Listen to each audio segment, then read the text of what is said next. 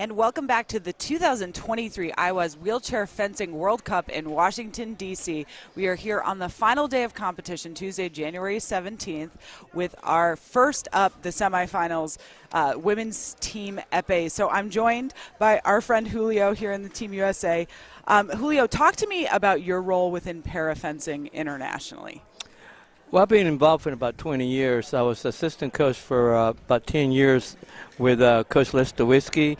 And then a couple years ago, I was out of the, out of the loop for a couple years. And then 2 years ago, I really came back. I felt the longing to coach again, the Paralympic, Yes. the parafencers. And then I became national coach. And now I think that we're on to something. I think USA team is getting stronger.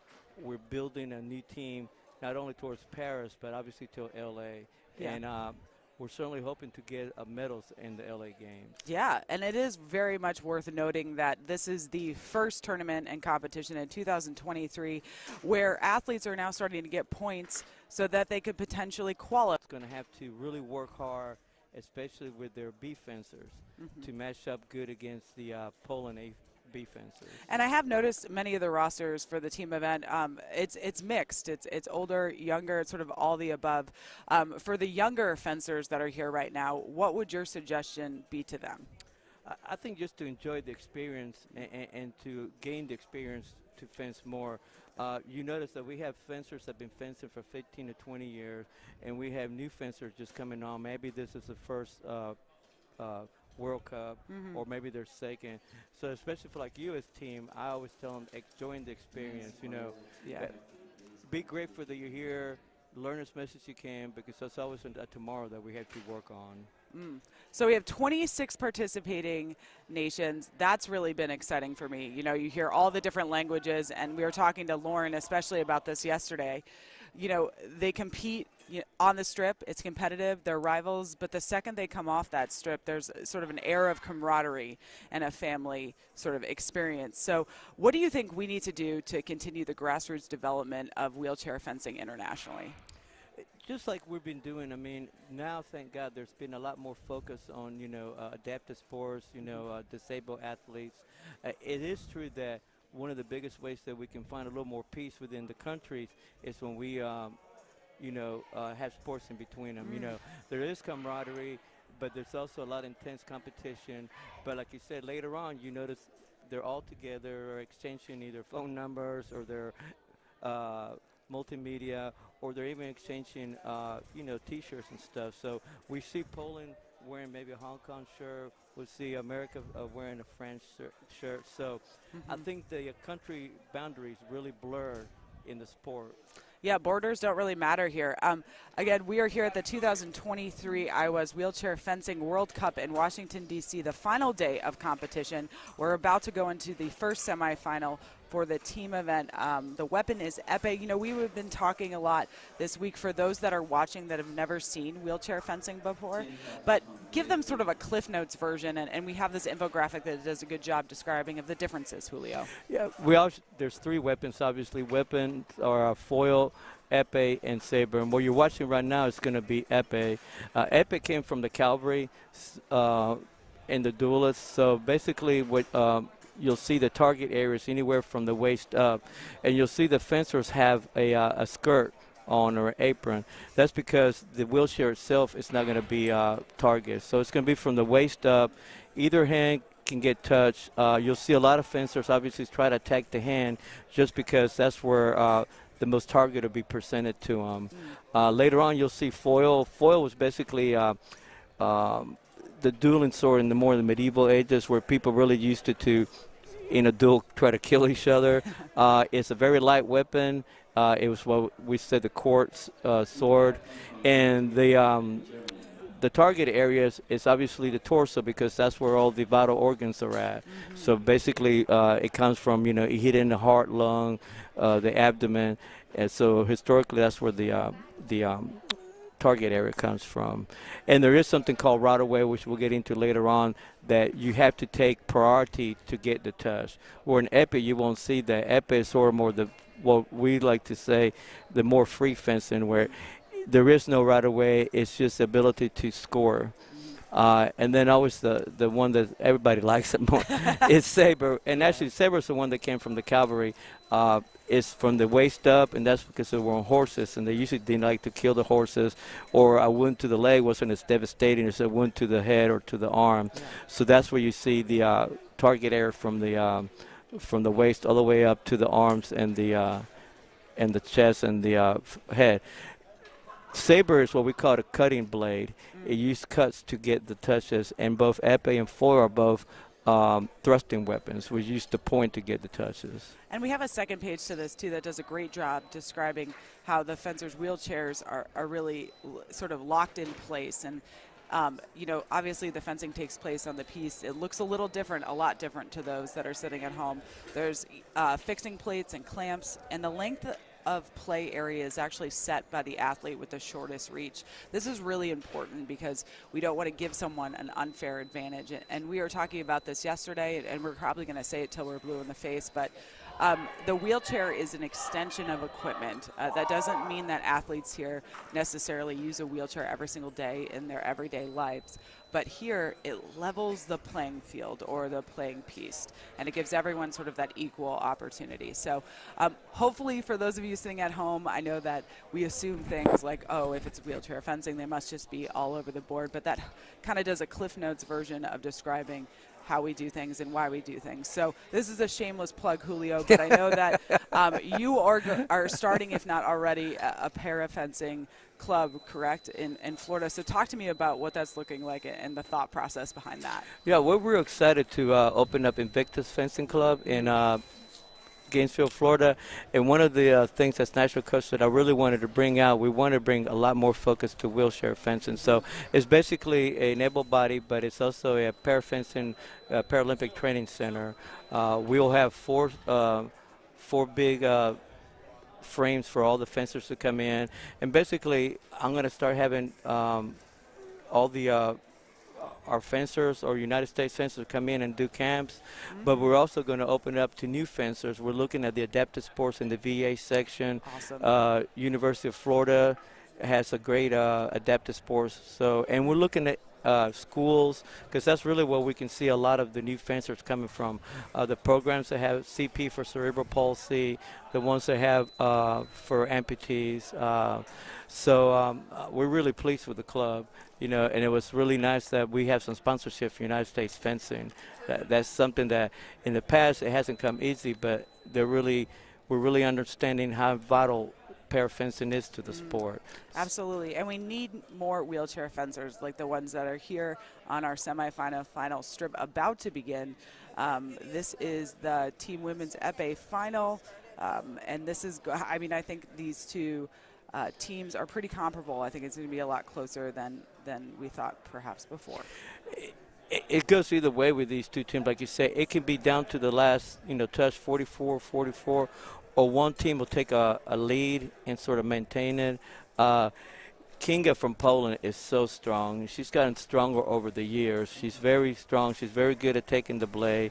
And obviously, Yi, she's very good, but she's also a B. So we talked about the differences between the A and B. So really it's a little bit of disadvantage now for the Hong Kong because they're putting their Bs. But at the same time, that'll come around for the Polish team as they'll bring their Bs on to fence the As. Yeah, I noticed Marta on that list started fencing when she was 9 years old, so has been intricately part of fencing. And so it's sort of like this old squad meets the new squad meets let's try to balance this out. And so I'm excited to see the ways that, athletes like her are becoming leaders on the piste.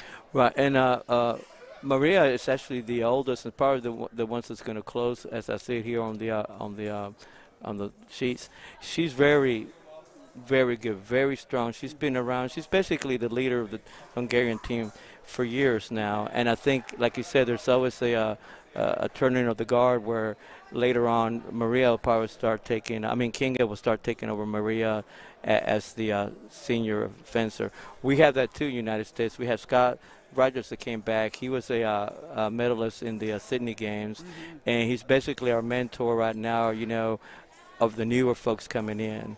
And that's really important to any program, having older, more experienced athletes bringing that experience to the younger fencers. And the Epee final has begun. Yeah. So in Epee, what you'll see is they're going to be a little trial of feeling each other out, you know. And Epee really can't make a mistake right off the bat because it's actually an instant touch against you. And you see already the Polish are really being aggressive against the Hong Kong. And some of these are not their first weapons, you know. In pair fencing, they usually do two weapons, two disciplines. Some of these fencers, this is their second weapon, so they won't be as strong as the first weapon. So, and you can just see, like with Kinga, it's just really up to a strong start, just not really giving anything to the Chinese. Now, Yi Shu Yu is a fantastic foil fencer. She's actually won world championships before. And this is like her second weapon. She's not as strong, but you can see that technically she's a lot faster, a lot stronger sometimes than Kinga. So we'll just have to see how it plays out as the competition goes for them. Yeah, and you know what? She's talked a lot about how fencing has changed her life for the better, especially in Hong Kong. In 2013, she co-founded with her friends the Fencing Sport Academy for Young Children and Teenagers. She said she didn't expect like all of this press, all of the students to become professional athletes. She doesn't expect that necessarily, but she wants them to learn how to fail. And I think there's something to say about that, right? Are we using sort of our failures or mistakes to grow from it? Are we using it as data?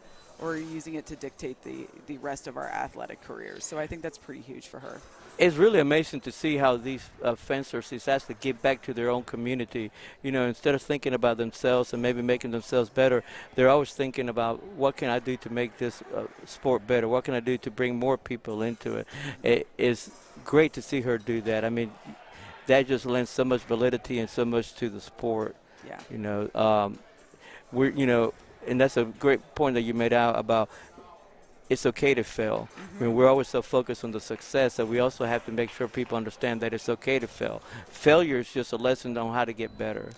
Yeah, I was actually listening to Denzel Washington talk about that, and someone had said to him, well, aren't you scared you don't have something to fall back on? And he said, you know, if I'm going to fall, I want to fall face forward. I want to see what I'm falling into, and I want to learn from that. I want to get back up. And, you know, hearing all of these stories, you know, without it being cheesy or sort of, you know, made up sympathy, it is really incredible to hear the ways these athletes have taken this and really grown from it and become stronger, more resilient human beings. It's a lesson we all should take because it doesn't matter if you have a disability. You know, we always promote the fact that there are no impossibilities. It's always possibilities. You know, it doesn't matter what their disability and all that. Here they are on a center stage, you know, doing their favorite sport, fencing at the highest level of the sport. So it takes a lot of courage and determination to do that. Mm-hmm. And in this bout right here, again, you can see that there's a big difference first in size and in length. Marta is actually an A fencer, which means she has a lot of stomach innervation, a lot of stomach muscles, where Ting really doesn't have that much. She's a B, so she has a higher level of injury, so she doesn't have as many muscles. So there's going to be a little give and take back here on who gets it. What the coaches are doing, especially for the Hong Kong team, they're basically in these bouts, they just want the B fencers to maintain their own, not to give up any easy points, make the A fencers work very hard and to bring him in to give the B fencers a chance to break into the distance and hit him. So that's what you're seeing right here.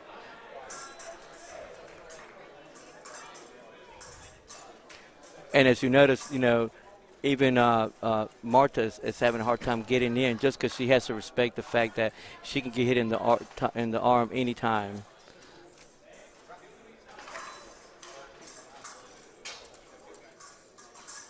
And you see there's a lot of beating. That beating is done to keep the blade lively, to make sure that the other opponent's not really taking a direct beat or target on you. So that was not a bad bout. I mean, we expected that the Polish would win these bouts coming up. Now, on the other side, now we're going to start slowly seeing the Hong Kong fencers the stronger Hong Kong fencers come into play, and we'll see the Poland B fencers come in. So this is where we'll see maybe a change of the sword again. You know, I really like that, the change in momentum. You don't expect that, but there really is, especially in a team event. There could be a slow start, and then there's a shift of emotion from one squad to the other. We were talking a lot yesterday about the energy that people are using from the audience and those watching. It does actually play a part. We noticed that the louder someone cheered, the better they were fencing. So all these factors involved here for the team women's Epee final. It does, and I think a lot of fencers feed off of that energy. You know, they like that energy. They like people either cheering for them or booing for them. Yeah. Either way, they like to feed off that energy to themselves. So, and like you say, each team actually has what we call a firecracker. There's somebody in there that kind of usually ignite them. You know, especially when they're down. Somebody will start screaming a little bit louder or trying to get as many points, and it sets up, starts that fire in them and starts that momentum, like you were saying. Awesome. I feel like you'd be a firecracker, let's be honest. I feel like you definitely would, man. I like, when I fence, I like to close. I do feed off emotion and the crowd, so I do like that. So. And one thing that we're seeing over here on the other side, they're trying to get them ready for the distance, and it's very important, like you were talking about, making sure that the distance is correct on each fencer. It tries to be an equalizer, that everybody has a fair chance instead of somebody that's 6'7" going against somebody like me that's only 5'6", that we have such a big advantage, lengthwise. So everything is focused to making sure that everybody can play it off a more fair field. Yeah. So it's more about technique and than it is just length. Technique and your skill level. Absolutely, and they want to ensure that the two fencers can reach each other. So the distance has to be measured and the frame adjusted. So that takes a bit. So if you're sitting at home, you're like, what are they doing right now? We want to ensure that there isn't an unfair advantage, just like Julio said. Once the wheelchair is fixed into the frame, the distance is measured with one fencer extending their fencing arm with their weapon attached and the other fencer bending their arm. And you'll see them do that before each bout. And if the viewers at home can see, in the back by their name, there's a big bar or stripe going down. That's where their spine should be, and it should be straight up, matching the stripe on their wheelchair. So that means that both fencers are sitting straight up in the middle of their chairs, and that's where they begin the measuring process.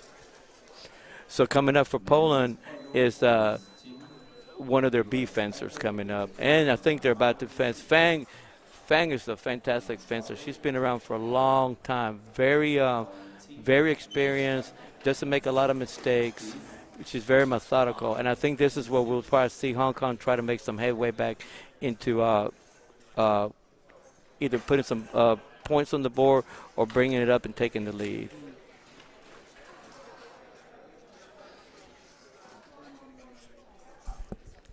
So talk to me, Julio, your favorite part about the 2023 IWAS Wheelchair Fencing World Cup? Yeah, first of all, this is the first World Cup in the United States for in the last 2 decades. Mm-hmm. So it's been fantastic. The amount of support that this Cup has generated in the United States is fantastic.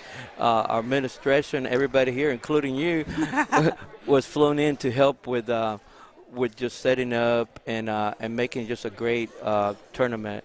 I can say that I've been to a lot of World Cups, and not just because it's ours, but this has been a really nice run, well-lit, well-attended Cup for the first time. And that's the thing that we learned over the years. We looked at how can we make it better, learn from other people's mistakes so they're not repeated. So I'm just excited that our team is here, that all these countries are here with us, and that we're experiencing something hopefully that will start a chain reaction and get better. As you know, the LA Games are coming in 2028. We'll be hosting the Paralympics then.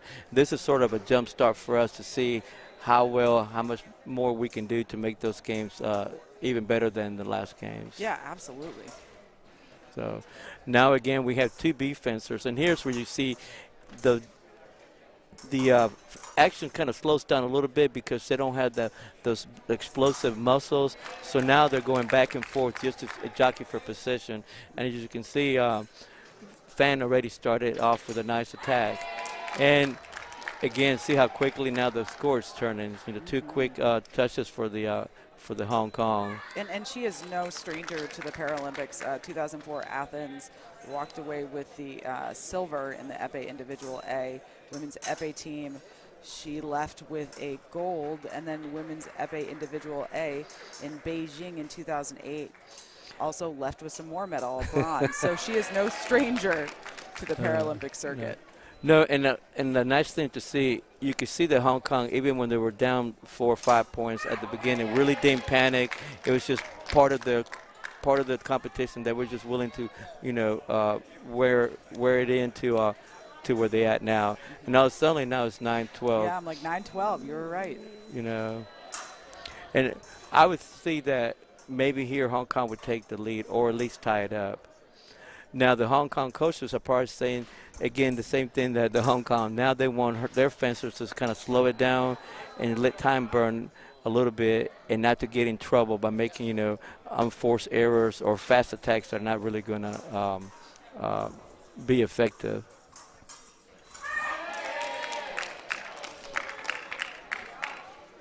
And now they're going to go to 15 touches. So every match goes up to 5 touches, consecutively up to 45. So for those people at home, it might get to be 10, 12, or next one be 9, 20. Depends on the matches. But at the 20th mark, we would have to go 25. So sometimes it takes a long time for to catch up if you're down 10 or 12 points.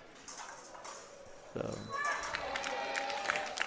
And the Polish is doing a good job of doubling now, getting 2 lights, okay? And that's just a very nice way to keeping that their lead going.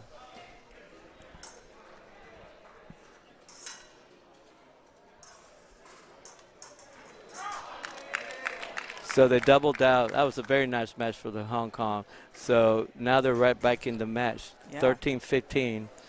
We were talking about the momentum switch there, and we're starting to see that, and you did call that, right, completely, saying, they're going to start off a little slow out of the gate, but just be ready, Amanda. And you're right. Their demeanor as far as athletes in general is they're not really phased. It's like, I'm not going to freak out, cool, calm, collected. There are several veterans, by the way, on that Poland team, and you can kind of feel the energy. They're leaders on and off the piste. And they also have sort of earned that right. They have a ton of medals, whether it's on, the world IWAS circuit or at the Paralympic level. So I think this is going to be a really fun sort of back and forth match. And this is where you start seeing the matchups, hopefully, for the Paris games. This is where all the teams are starting to jockey for position, put in fencers in different positions to see what chemistry, what magic they can come up with. Paris is getting faster and faster coming on. Everybody's looking to jockey for positions on the team board. Poland would not want to fence Hong Kong in the first round. So here they are, first and second, trying to get as many points to make sure they get the best lead they can coming up for the games. And like you said, the Poland team is very strong. They've been here before. They know how to fence the Polish way, and they're very confident in that system. Yeah, so their last, let's say, appearance in the Epee female senior team, at least, was in 2022 Warsaw European Championship, and they left with a gold medal there. So they're no stranger to the podium. Yeah. And, of course, in your own country, you get that extra, team advantage of being home and people cheering you on. Just like here, all our fencers have had such a great time having a lot of our athletes and spectators cheer them on. That means a lot to the athletes. So, yes, I think you'll see again all of a sudden Poland taking a big lead right back. Now, the next match is where I really think that we'll see where Hong Kong or Poland will come up. If you look at Shi Lee, she's just incredible. Everything that she's done, if you look at her medals, her Paralympic medals, this is where I think that Hong Kong will really come back strong and either tie him or take the lead. And it is really important that we know there are a plethora of volunteers, officials, referees, armory, you name it. that have been working tirelessly to ensure that all of these athletes for the Wheelchair Fencing World Cup are safe and having a fantastic time. So we just want to thank every volunteer, especially the ones on the stage right now. Many are my coworkers. Co-workers, yeah. They look awesome. They're doing great. But thank you so much to everyone who has volunteered their time to be here. And I have to say, perspective-wise and selfishly, it's been an incredible experience, just kind of taking it all in, being a sponge, taking it all in.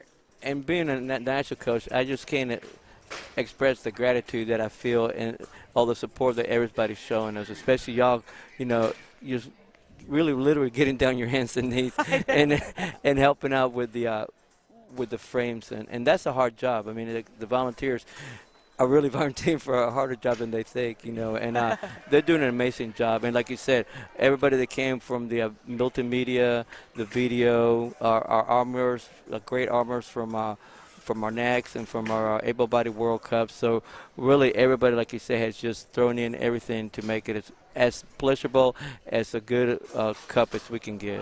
Yeah, well, I mean, the athletes certainly deserve it. For those of you that are just joining in, we are here at the 2023 IWAS Wheelchair World Cup in Washington, D.C. I've talked about the alliteration there, but we nailed it.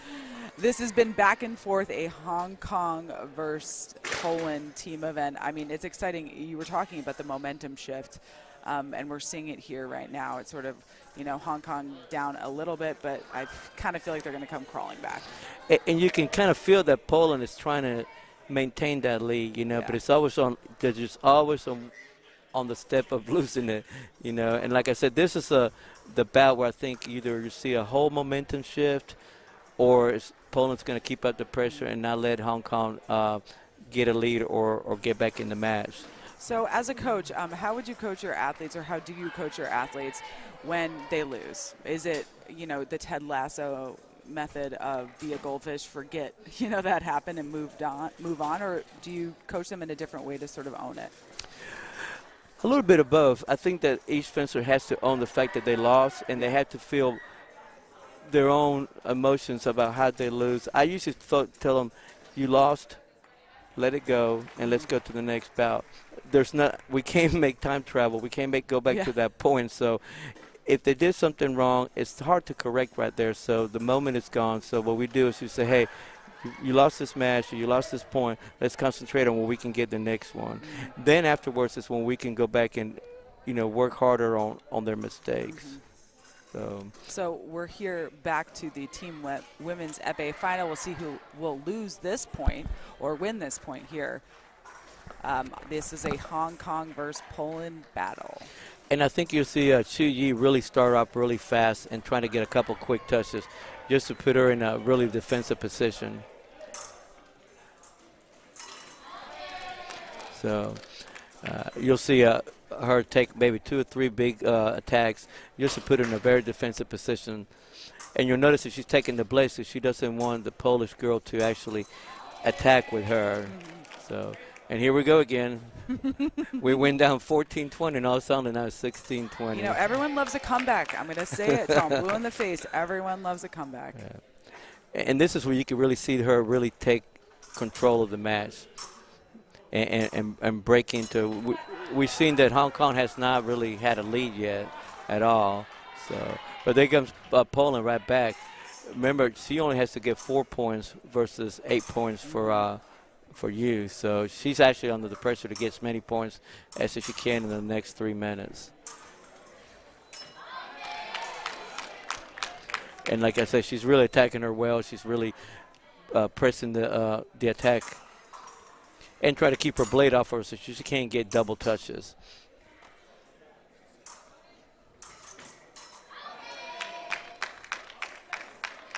And now you can hear the Hong Kong team really, you know, cheering her on, you know, making sure that she keeps that high energy level going.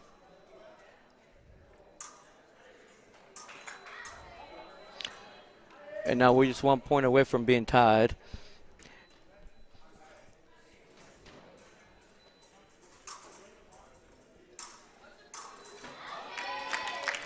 And this is where you're talking about the momentum. Now you'll feel like the Poland team is going to feel a little deflated because for the last 3 bouts, they really maintained the lead. And all of a sudden, it just got erased. And there's a possibility that they can Hong Kong can gain the lead by 4 touches. Do you think part of that is nervousness? I mean, you're up against a 7-time Paralympic gold medalist who won her last title at the IWAS Wheelchair Fencing World Cup in 2021. I mean, that's like a no-pressure moment, or is that a... That's a big pressure moment. Yeah. I mean, I think all athletes like to say, well, I wasn't really feeling the pressure, but they all do. And it's the way they deal with that pressure that makes or breaks that match, you know, where they feel like they can rise above it, or they're going to get crushed by the pressure. So, and here she is about to take the Hong Kong taking the lead. But yes, it's always in your mind, you know, 7-time world Paralympian, you know, just won a couple World Cups in the last couple of years. So it's a lot to work with. And of course now Hong Kong took the lead 25-22. Called it. Yeah. Now the next match is really going to be fascinating because it's an A and B, but Fang again, the wily fencer that she is, really knows how to play against the Bs. And now you'll notice that because Hong Kong has the lead, they'll play a little more passive, aggressive game where they'll want Poland to be more aggressive to see if they can make more mistakes. So it's going to be pretty. This is also a pretty important match. Oh yeah. Whether they can, whether Hong Kong can keep the momentum going in the lead, or they're going to go back to this podium back and forth of lead changes. So talk to me, you were saying about the emotion, like you fail, okay, you're going to have to feel all the feels, and then we're going to move and we're grow as the, you know, and we're really going to grow as an athlete. Talk to me about the screaming and yelling, and that's something that I ask a lot of athletes about because I hear it's like an emotional release. It's a, you know, me against the world moment. How would you best describe it? I think it's a self-assurance or a self-expression of the attack or whatever they're doing. A lot of coaches want their fencers to scream because it's just like any martial arts. It really kind of expresses and it brings out more energy. And you use it as a psychological tool against your opponent. If you scream at somebody as you're taking an attack, then they might feel a little bit less confident. Of course, you can take it to the extreme and scream too much. But most of the time, they're either screaming not disrespectfully, but they're screaming to gain an advantage, and also to show the director or the referee that they're in control, that they really wanted that touch. So if you see, like, as it gets more and more intense, they start screaming more, it's because they're really expressing themselves into the director that I had the touch. So. And we were talking about this before, but they're measuring the length of play. So the length of play area is set by the athlete with the shortest reach, and this is to ensure that there isn't an unfair advantage. And you can see sort of everyone in there like, make sure it's good, make sure you double check. And you can see Marta just has the advantage. She's so long, so tall, great strong arms, and Fan is very quick, but unfortunately she doesn't have the length, so she's going to have to play the attacks on Marta's hand. And like you said, they'll set up for Fan's short distance. So I heard through the grapevine that you were quite a fierce competitor, by the way. Humble brag, perhaps, but I did hear that. So you were pretty low-key about describing yourself as an athlete, but I think as a coach that you can really see that in the way that you coach. I try to instill that to the fencers. You know, I want them to feel like I did when I was fencing. You know, that energy that every minute you're out there fencing is such an experience. Whether you win or lose, you know, and it also makes you a better person when you feel that confidence, that aggression, that you can go out there and win. So we never give up. That's one thing that USA is never going to do. We're constantly striving for better performance and stuff. And as a fencer, you get in, you take as much as you put in. The more you train, the more you go to competitions, the better you're going to be. I always tell the fencer, there's no secret recipe I can give them. You know, it's not like a little piece of paper that I can pass it on. It's really just basically like in any sports you hear the coaches, football, basketball, a lot of hard work, a lot of sweating, a lot of time on the court. You know, and that's a lot of time on the piece here. That's incredible. And some of these teams, they usually train 3 to 4 hours a day. Especially European teams that have a lot more opportunity to do that, will train about 3 or 4 hours a day. It's a lot of hours. It is. Every day. Yeah. So.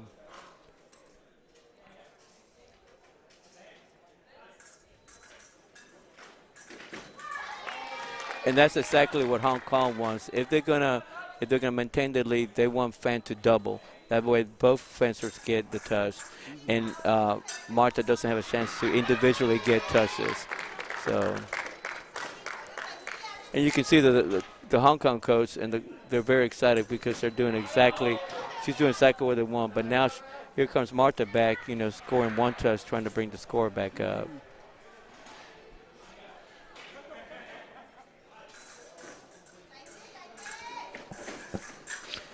And you can see that both fencers have big-time reach.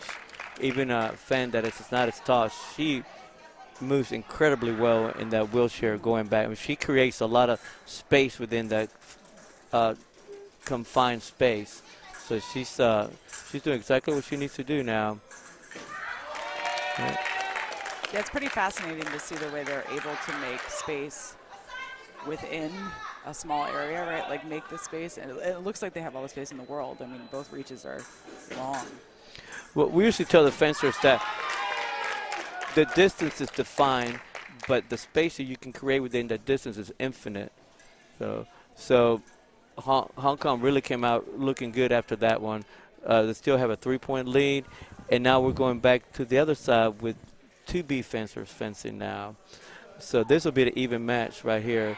It's just really which fencer can take over and establish themselves. Yeah, both of these teams seem aggressive, but in a strategic, methodical way. Like they're not, I would call it willy-nilly. They're doing it with a purpose. And yeah, I think this has been one of the most exciting. Well, it's almost like a boxing match. They're both known each other. They know what each one can do, so they're very wary. They don't want to commit a mistake here. They don't want to commit a mistake. So, it's interesting. When I was talking to Lauren, Paralympian herself, I asked, the sort of reasoning behind choosing an individual sport, and it changed my perspective because initially I thought, fencers must not be able to play well with others then if it's always individual. And she said, no, I started fencing because I didn't want to let an entire team down. If I was going to make a mistake, I was going to own it. It was going to be on me. If I was going to triumph, it was going to be on me. And sort of that thought perspective changed things in my head because I just thought, well, I guess everyone has to be an individual athlete here because they can't do a team sport. But that's not the case whatsoever because there is a massive camaraderie here. Yeah. We win as a team, we lose as a team. That's something we try to instill in our team. Nobody wins it by themselves, and nobody loses it by themselves. It's all a team effort. Whether you win by 1 or you lose by 15, and the team has to take responsibility for it. It is unique in the sense that you are one-on-one as a combat sport, but at the same time, when it comes to team, you really come together as that team, and that energy feeds off each other. Yeah, absolutely. Last night, the amount of different countries that were represented here just cheering, right? It didn't matter if their athlete was competing. They were here. So we're about to go into this one momentarily. And again, you're seeing that what they're trying to do is make sure that the skirts are covering the wheelchair, so so nobody can get a touch or accidental touch on the other fencer.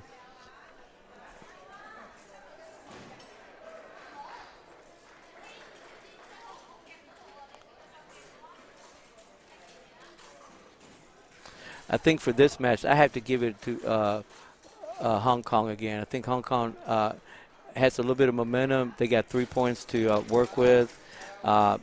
When you get the lead, there's more you can do with it, where it makes the other team really initiate things that they might not want to, that they might have to work harder to get. Yeah, so it's a little more frantic from the team that's down. Mm-hmm. Now, Tong is a fencer I haven't seen too much of. She's been around for a couple of years, but I saw her fence the other day, and she was really doing well. She was maintaining herself. Again, she's a B. Both fencers here are B. So, Yeah, her first World Cup medal was in 2022, so she's relatively new to the international scene. yeah. Like all other teams, you know, older fencers face out and new fencers, new athletes face in. This is one of their new ones here. But again, she has no fear. She's here in the world stage, you know, just doing her best for the team. So,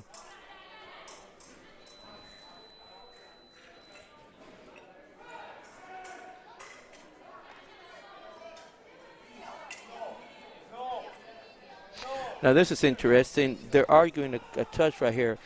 She's been given a yellow card, and I couldn't see why, but they're calling for video for her. I couldn't see the infraction. So the Hong Kong coach is really upset. He's really asking for the video review. So I think she might have stood up. That's the only thing I can think of from this angle right here. So she gets a yellow card. Next card will be a red card. Unfortunately, that means they'll have a touch against them.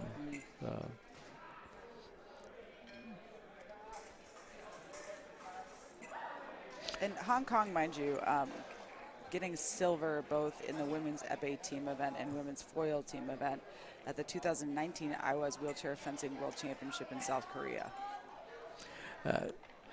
Again, they're no strangers to this stage or to these medals. So, and it's right that both of these should be up there, because right now in this World Cup, they really both have been strongest and been consistent this whole weekend. So it's just a really nice matchup with different A's and B's really going at each other. It's more of a chess match than anything right now for the coaches. And for the coaches, it's always hard because you try to match up, you know, who do you put in, who do you put out. Most teams have 4 fencers, and they have the option to put in a fencer and take one out. I haven't seen any movement of doing that, so I think Hong Kong and Poland are pretty comfortable with their lineups right now. So we'll see where it ends up.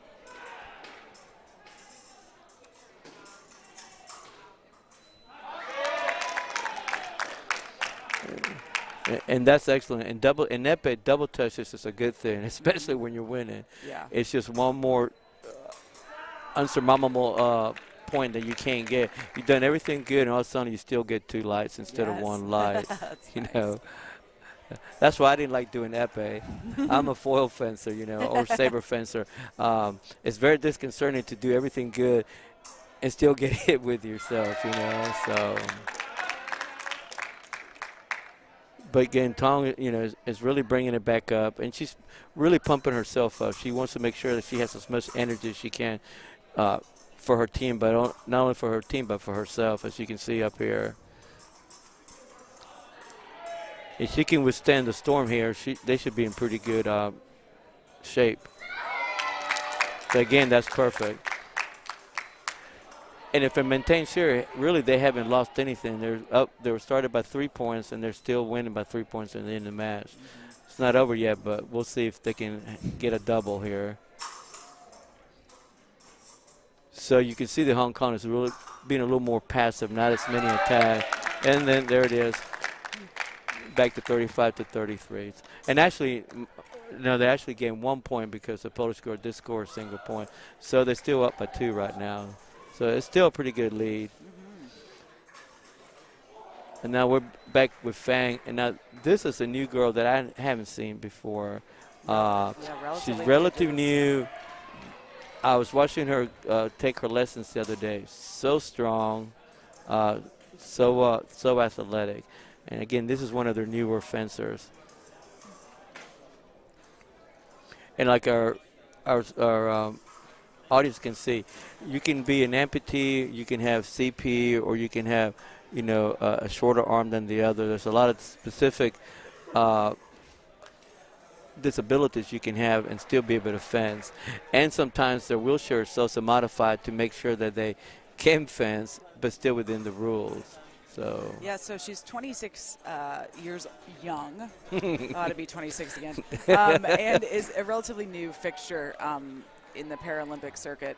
She is a regular fixture now in Poland on the podium, specifically for the women's saber category A at the last Paralympics. So she is new, but, you know, there's something to say about being young and being able yes, to have those yes, it reflexes. is.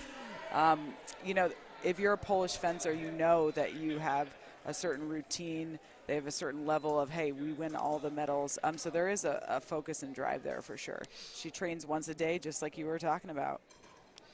And she just looks so strong. And I didn't get to see her fence saber, but she's actually going to be very fast if that's her first weapon. Then her second weapon of choice is obviously Epee. So it's going to be this is going to be an interesting one. Being young, you always want to try out and be a little more exuberant than you need to be sometimes. So it's going to be fun to see how the Polish coach makes her play this one out. Right now they're having a little jockeying back and forth on position with a Fang. You really can't give Fang an inch anyway because she's going to take advantage of it. She's going to take it. Yeah. And I think experience here is the telling factor. Even as good as the young girl is from Poland, Shan having so much more experience under her belt, I think we'll see either have a good match or maybe fall back into one or two touches, either team taking the lead. So, and if you notice, nobody's really been able to take a commanding lead and dominate. Yeah. They're just back and forth. So, and the end result will be 45 touches. That's the score everybody's fighting for.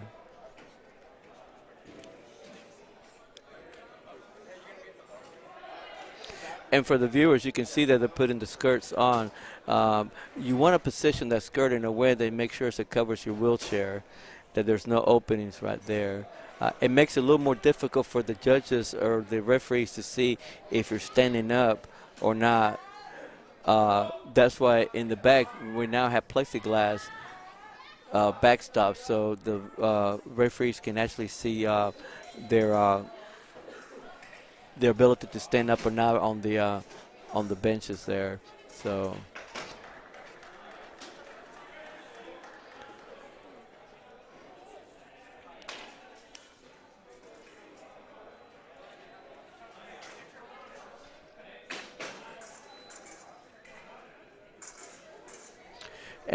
And again, we're going to see Fang just really be more a passive-aggressive game, kind of trying to entice the Polish girl to come in and make a mistake. And there's where the screaming starts. She's trying to pump herself up.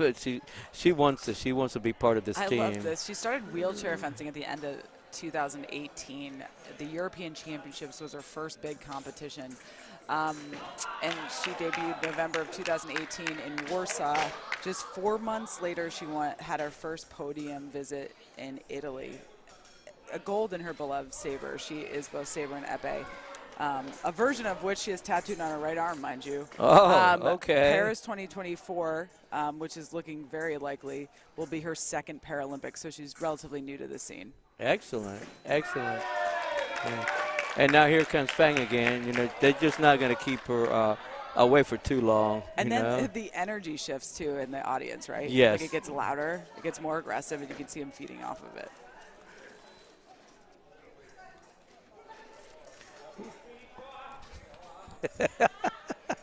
We have Julio, I think, snacking over here, low key. No, actually, they needed pins, so I was giving the pins to the other team.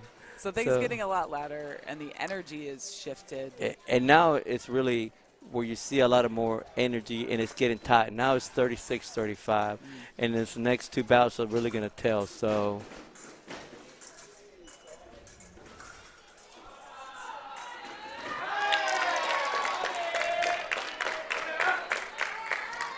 Again, as much as Poland tries to tie it up or take the lead, just Hong Kong is just fighting, keeping that lead.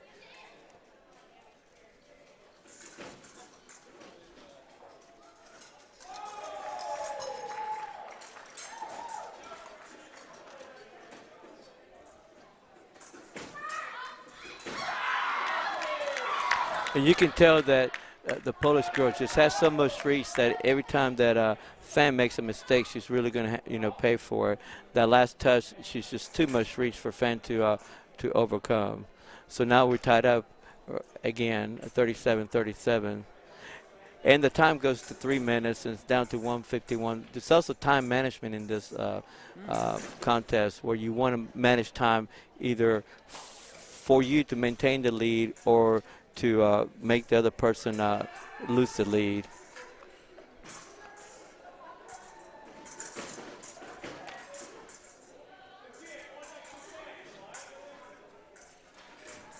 And as you can see, both fencers are really not starting to open it up. So here's what I love about this sport. Hong Kong's athlete 47, and then you have the Poland athlete 26. I mean, and they can both hang, and that's the incredible thing. Yeah, perhaps, the younger athletes have a little more energy and they're a little more aggressive, but that sort of younger, older, mature, methodical strategy, it looks different, and I think they have a different psychological sort of game plan. Yeah. The Polish girl looks more excitable, as well as she should, and she's really moving a lot. Where you can still Fan just keeping in control herself, working her touches, Yeah, not her first rodeo. No. I mean, 2 gold medals in the Paralympics, 2 silvers, and 2 bronzes. I mean, that's pretty big. That's pretty amazing. And look at her age. So age really in any sports, mostly now, especially in the adaptive sport, doesn't mean a lot. You can see these fencers, para fencers, are out there, in their late 40s, just hanging with the 27, 20 to 30-year-olds, So. Love it. So the younger Polish fencer really came through with her aggression, picking up 5 points and actually taking the lead from Hong Kong, 40 to 37 right now. Yeah, that was a pretty competent matchup too. You have to think from a Poland coaching perspective. That was strategic and smart in retrospect. We could say that, right? But so how do you foresee this next match going? I have to say that based just on the skill level on both of them, Marta should win just because she's a stronger Epee. But on technique and speed, I would give it she's one of my favorite fencers. Yes. She's come back from so many different wins, from it looked like she was about to lose and just all of a sudden there she is on the podium again taking gold. So and she's not going to buck under the pressure at all. Yeah. This is just very familiar to her. I love that. Yeah, there's something to say about that. The Hong Kong athletes, they're just stone cold focused. It's a different vibe for sure. Yes. It's actually tighter than it looks. 3 points is really not that hard for her to come back on. It's just a matter, can Marta keep that 3-point difference up all the way to 45?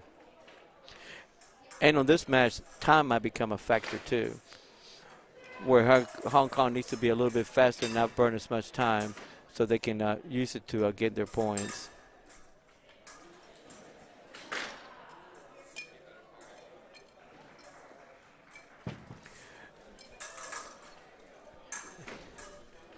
And in this match, you can just see that that Marta's taking a quick attack.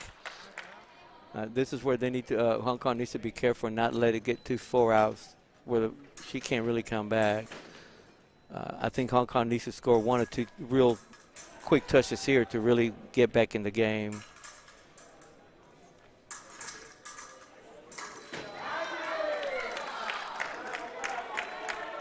And you can tell that just the skill level.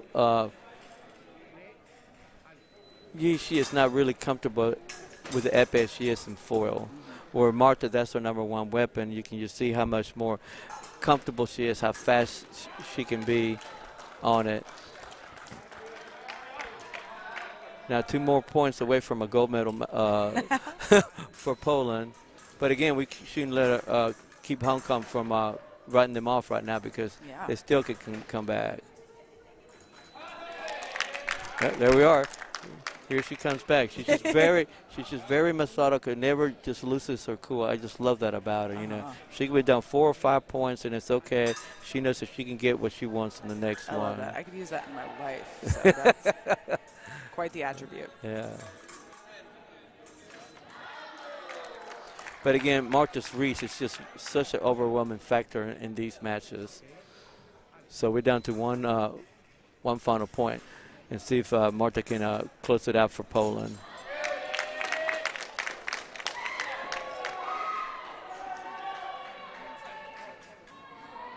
All these teams are great. I mean, it's like you said, it's so fascinating, so great to see all these countries here together.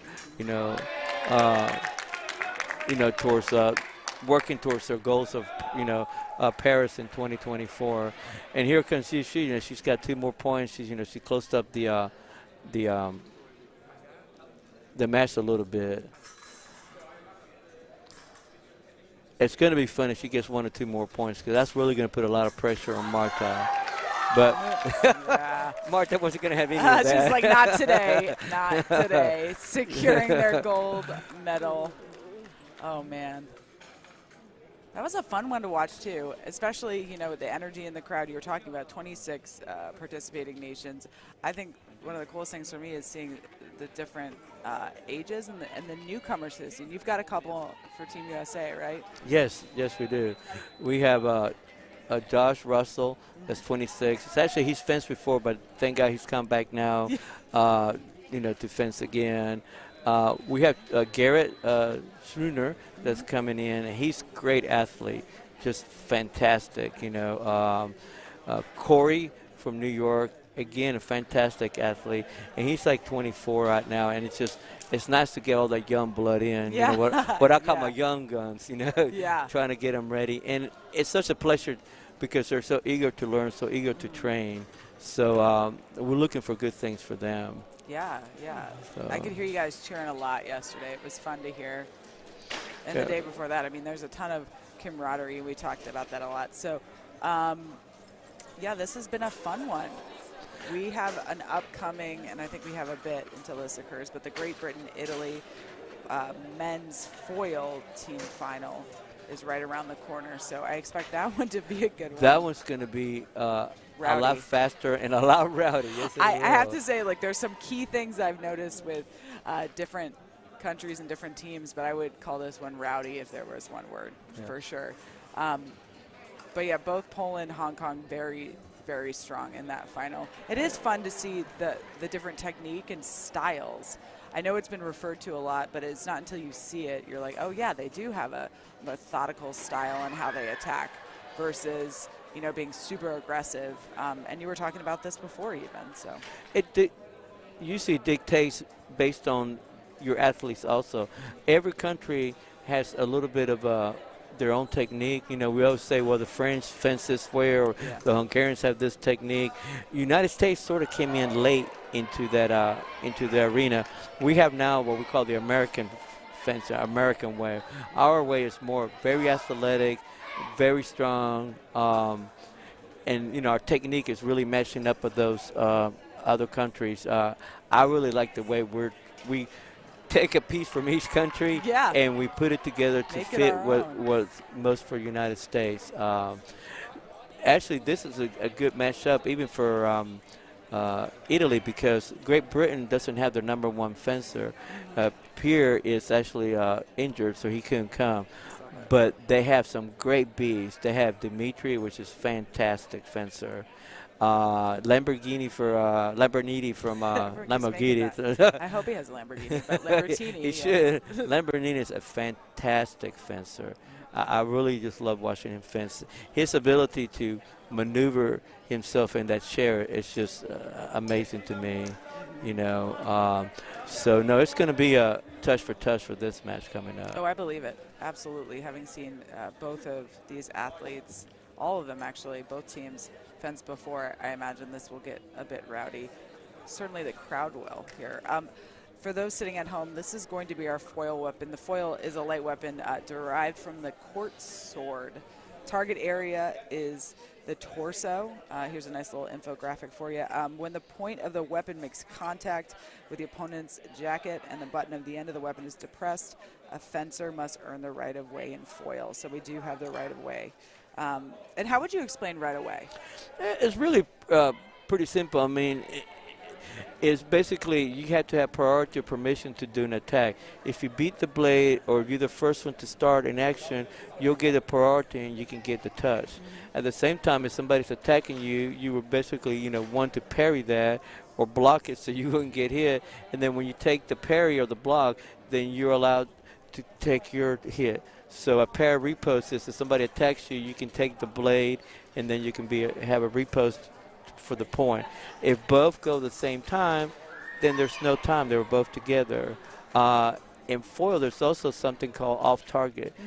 The light will go off when the touch is scored, not in the lame, on the off target areas, which is forearms, mask, legs. So if you listen carefully to the director, you'll be able to pick it up real quick who has the priority. And I always like to use priority because it's a better term than the right of way. Yeah. Sorry, I had to laugh there. The Team GB cheer happening right in front of us. Yeah, it does. I wanted to kind of turn the camera, but didn't have enough time, and actually reach, for that matter. I don't know if anyone wants to see this. I'll probably injure myself, but I love watching them fence. I think Dimitri, you can see his personality and style when he fences. I don't really see that so often with everyone. And I see the camaraderie. The second he gets off that piece, he's helping out other athletes. So there's something to say about that. And that's why he's so likable and everybody likes him. He's not only a great athlete, and a very intense athlete, but he will help whether you're Italian, American, as soon as he's off that piece, he's ready to help anybody else. Yeah. And both of these two teams are very tight. They've grown tight over the years. GB, Great Britain, really started their new way from London, the Paralympics in London.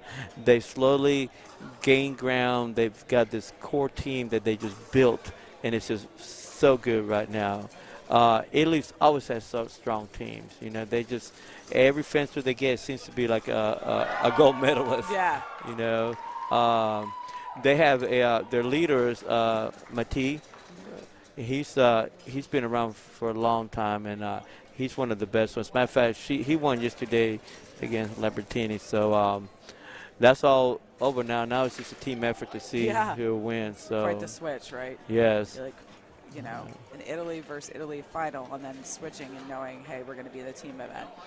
Right. I'm really impressed by that. Yeah. And even their beasts here, both teams, their beasts are so incredible, so much stronger than some of the ace on other teams. So really there's no weakness on either team. And this is going to be down to who can execute the most right-of-ways, who can execute and get more priority. And along the way, we'll probably see one or two challenge calls here to see. Yeah. No doubt, no doubt. The Italians are very emotional. They feed off of that. That's what they work off. Yeah. So Great Britain's more like American, that they cheer, but they're very focused or driven just on the actions themselves. Yeah, the passion looks a little different from both of these crews, but then we heard the Italian cheer. Yeah.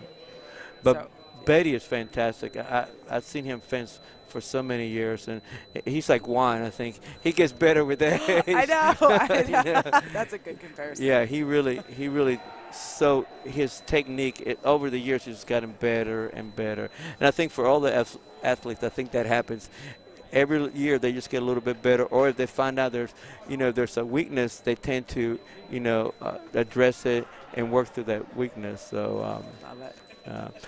Ollie or Oliver, we call him Ollie, great younger fencer, super fast, super mobile. I think he's very hungry for the next Paralympics and for 2028. I think he's looking to make himself a strong name for himself coming up. Yeah, I love him and all that he stands for. 29 years young is what I say, and he's quoted as saying the problem with disability is that people make assumptions about what you can and cannot do rather than what you can actually do. They see someone who's unable to do things for themselves, and I want to destroy that stereotype. So we are here this week to destroy a lot of stereotypes. And he's done that. I mean, he's you can tell how much he's done. I mean, and I was talking to him, and he really has a strenuous workout. He likes to work out in the morning. He works out with weights. He really takes care of his body. You know, he has the whole package. And actually, I was kidding him the other day because he said he was 29. I thought he was actually 16 or 17 when he came up because he's so young looking. Yeah. So. Yeah, so just coming off Tokyo, he won bronze in Team Epee and a silver in Team Foil for Team GB. So a lot of team medals up there for the finals. Yeah. And that's usually how it starts. You know, you build teams that are strong and you get your fencers to go and fence at that level, and then later on as they get more stronger, then they branch off into individual and can start, you know, competing at that level and getting their individual levels.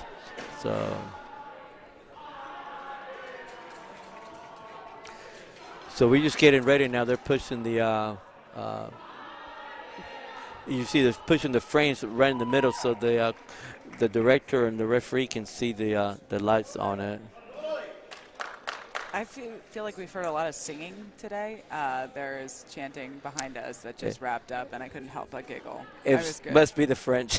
I'm like, yeah, I'm trying to figure it must be the French. They love their singing. They love their to be, you know, very vivacious, very outgoing. So most of the time, if you hear singing, it's going to be from the French. So, and a close behind will be the Italians. They like it too. So, and as viewers can see, foil's a lot faster. And actually, we do a move called the flick, which is the only thing faster in the Olympics is a shooting bullet coming out of a gun. It really takes off. It's a move that's actually kind of hard to do, but when it's done right, it's kind of spectacular to see, and it's a very effective when hitting. So both of these teams are well used it very well, and they're very aware of each other using it. So it's going to be fun to see which one can really establish those kind of attacks.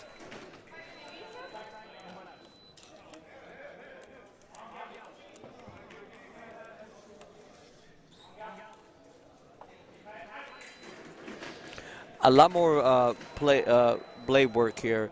Everybody's beating, trying to take the priority or take the right away.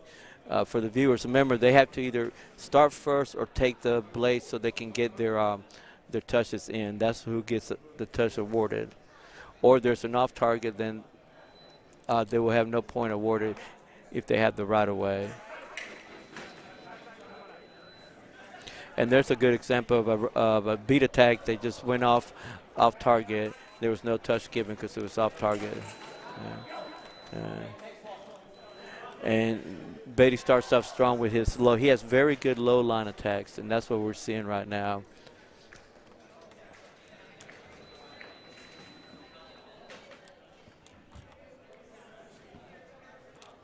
And for the viewers out there, those frames that they're on are made out of steel. They weigh about 200 pounds, and the volunteers will tell you they weigh 200 pounds.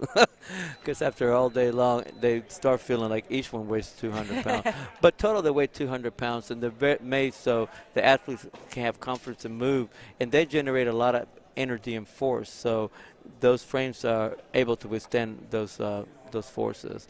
And you'll see sometimes they start, rationing up. They're basically just adjusting the tension on the frame to make sure that they don't fly off the wheelchairs. Yeah, no one wants that. They're strapped in, by the way, athletes strapped into their chairs, and the length of play area is set by the athlete with the shortest reach. This is important to ensure that someone doesn't have unfair advantage. And most fencers here are probably the same height or the same length, so it's probably going to be a pretty even match. Nobody's really going to take an advantage lengthwise. The advantage is going to really become on technique and whoever's really executing well today. And if the viewers see that Oliver's already got a red card, that's because twice he's jumped off, meaning that when the referee goes on guard ready, and if he starts to attack before he says fence, then it's a false start. And then the first one, he gets a yellow card. And unfortunately, if you do it again, you get a red card, which is touch awarded to the other fencer. So Beatty's taking a pretty good commanding lead, 3-0 right now. So we'll see if Oliver can come back and match him here.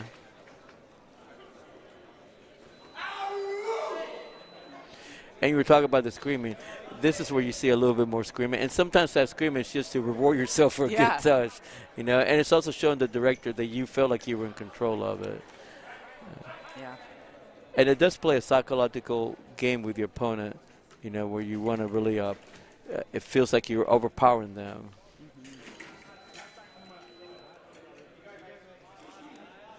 Betty's last Paralympic medal, by the way, London 2012 bronze medal match in the men's epee individual category A.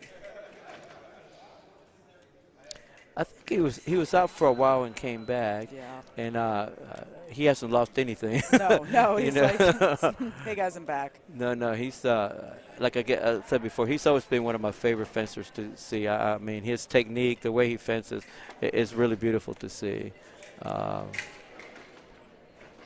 And again, he's one of those fencers that no matter what happens, he stays calm. He sees it through. So we'll see what happens. And yesterday he won. Yeah. I think that meant a lot for him to come back and win that one. I think it meant good for him.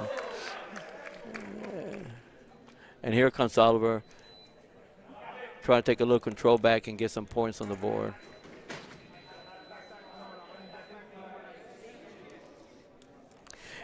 And if the viewers are watching, French is sort of the national or the international language for fencing. So most of the time when you hear the directors or the referees calling out the actions, they're calling it out in French.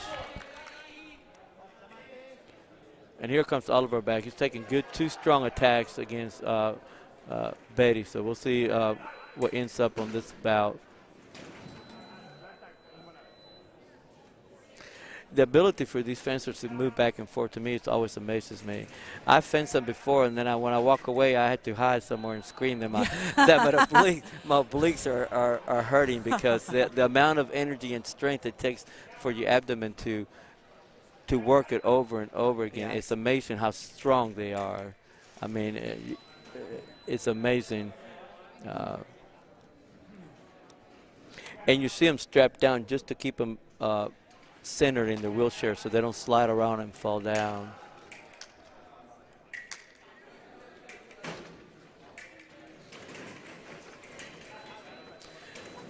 And you can see that Oliver started a little bit slow, but he's really sped up his tempo here. He's really doing well. Now he's kind of keeping Beatty on the defensive for a little while.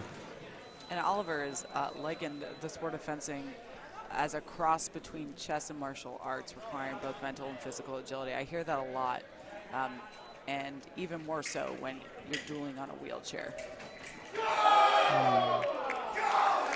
Well, here comes Oliver, making a good match out of it. Everyone likes the comeback, I'm telling you, and you're right. Things are loud, both sides, getting rowdy. And every touch is a crucial point in this match, more so than the Hong Kong.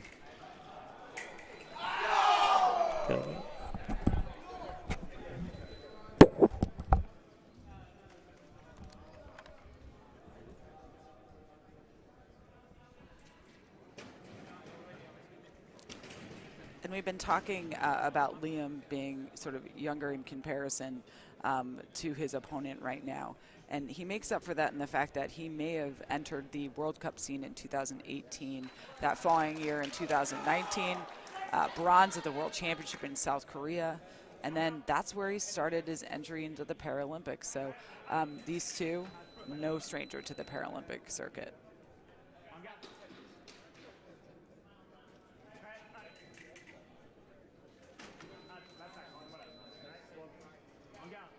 And if you're wondering where Julio went, mind you, he isn't totally left. He is in a team picture with Team USA. So we wanted to let him scoot over there for a hot second, but believe you me, he will be back momentarily.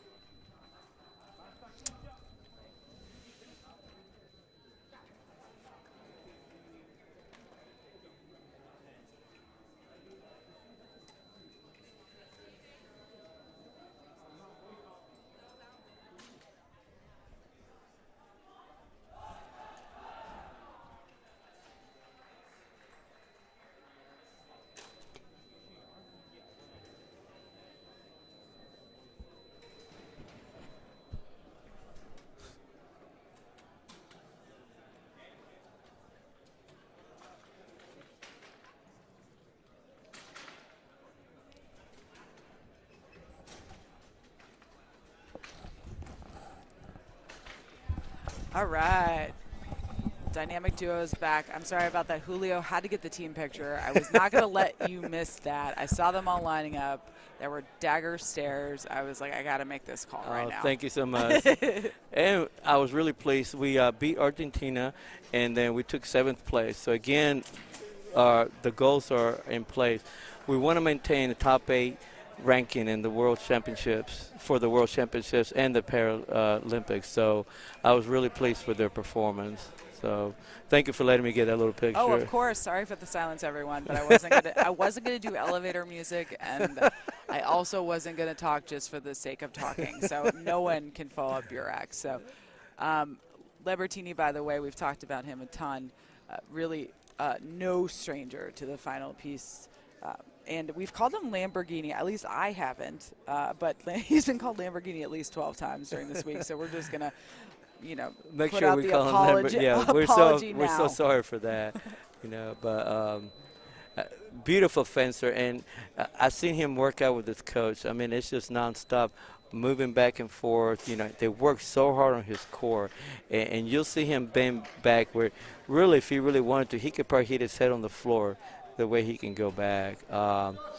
Joshua is a younger fencer. I remember the first tournament I saw Joshua was about 5-7 years ago. He was just coming on. He has gotten so strong. His shoulders, his arms, he's just gotten so much strong. He's one of the newer GB folks coming in. I don't know how old he is, but I think he was still under 23 championships. So this will be a good match for him. Oh, definitely. Libertini, by the way, been quoted saying, "Never be shy of your situation. Always enjoy life because life is fantastic." And that is his sort of overall arching life strategy, especially as a Paralympian.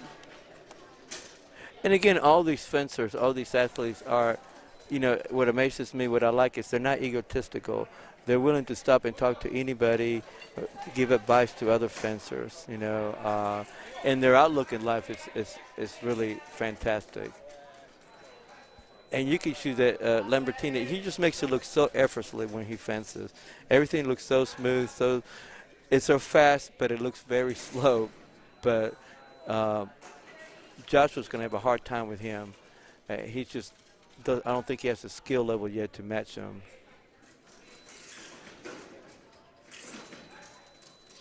Even if Joshua can get just a couple of points here, I think it's really going to help out the Great Britain team. Joshua, by the way, 19. He said, "I started off as a 7-year-old thinking that swords are really cool to play with and catch with it, and now I'm at this stage now." I hear that time and time again. Big fans of lightsabers, you name it. I have to say that I'm a big fan of lightsabers Me too. Me too. I'll never forget the first time I saw it in Star Wars. So, and Joshua just came back and got a nice pair repost on Lambertini. So, he's trying to work his points in.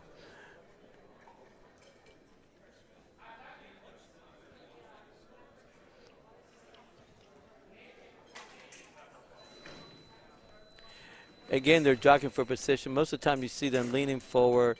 And once you see here that Lambertini does is like that they lift, their buttocks lift. So that time, unfortunately, Joshua lifted off the chair.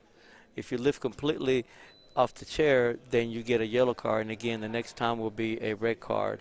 That's just to make sure every fencer is still on their chair as they're fencing and doesn't take, an extra 4 or 5 inches off on their attacks. So again, just like in Hong Kong, what we see now is we see Italy's strongest fencers going against some of the Bs or As that are less strong. The next match will actually have Dimitri versus Massa. Massa, really nice fencer. He's a B fencer. Dimitri right now is really starting to dominate the B category. I love the way he fences. I love the way he does his moves. His hand is lightning fast. So it's going to be a pleasure watching him fence again. So, but with the match going on now, Lambertini is almost about to take the match. And there's a question on the call, so Joshua wants the director to see it.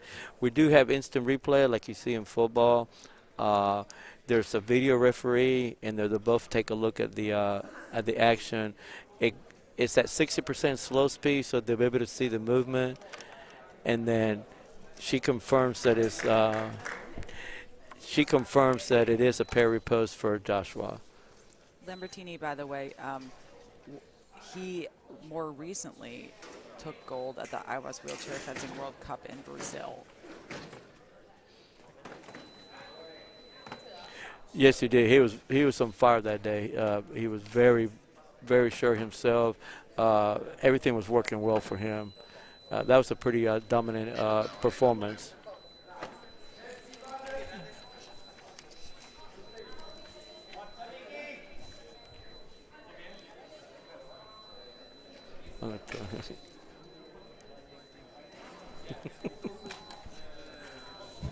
I'll get one of them. Oh, you're on camera, man. So I couldn't go. All of a sudden I wouldn't be here with you. So Julio has stepped in as the first alternate here and been a total champ. And I know you have to go. You have a flight to catch. You have a team to inspire. So thank you for joining us. And it's an honor to be able to have such a fierce competitor here in the replay and also broadcast booth. So thank you. Oh, you're most welcome. All right, you can exit. Don't leave with this. Okay.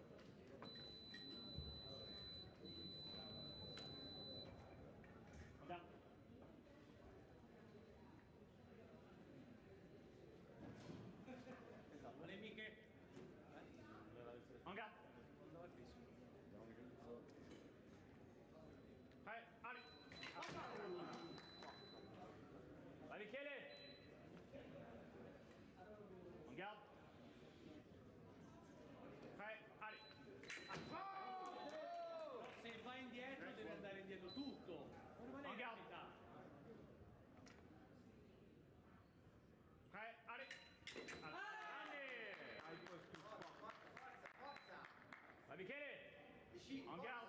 Dritto per dritto, dai. Al. Caso se fa magari.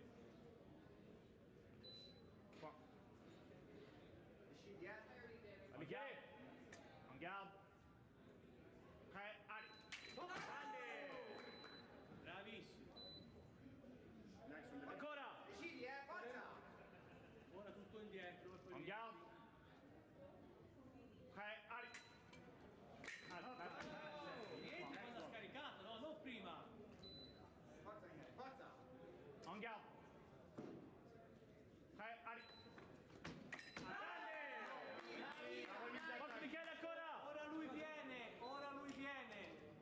Andiamo. Ali. Grande. Ancora. La prossima Michele. Mille volte, forza! Andiamo. Dritto, dritto. Ali. Grande.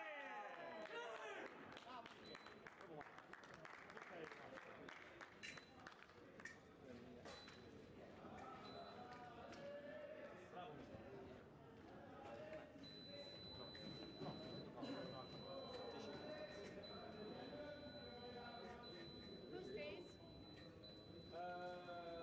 Massa stays.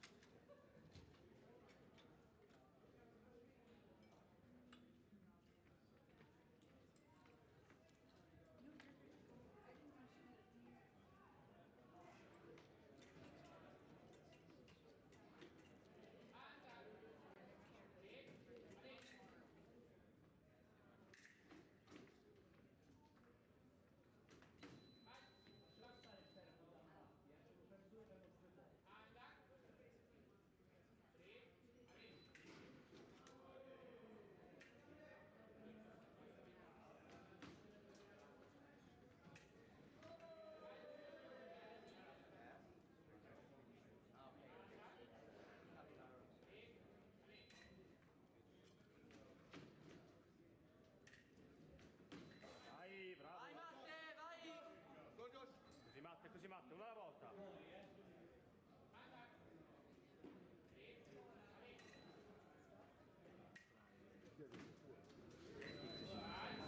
Di basso. No, mi è smarcato, non c'è più per trovare qui. C'è solo questo. Ce n'ho un altro sulla. Devo pigliare qui. Spacca vedere. C'è scritto massa su una bandiera italiana.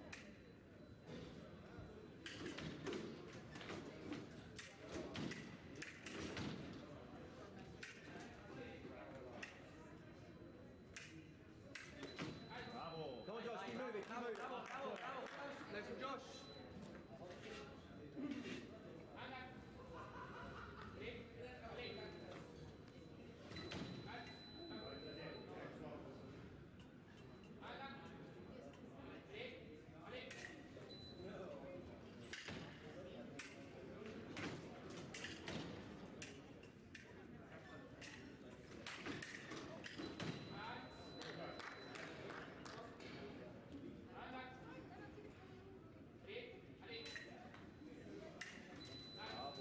Come on, Josh, come on. Every hit. Next one, Josh. Keep moving, mate.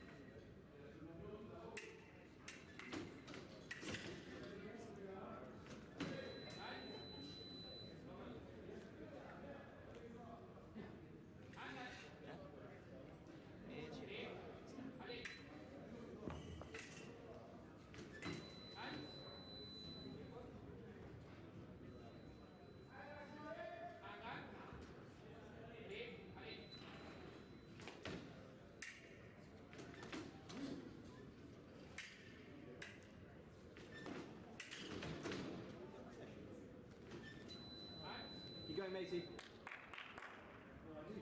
Go on, Josh. Batte.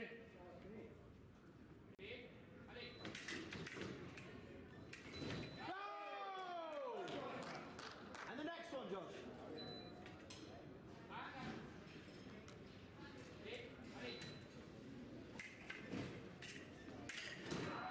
Vai, Matte. Next one, Josh. Next hit, Josh. You're doing great. Come on.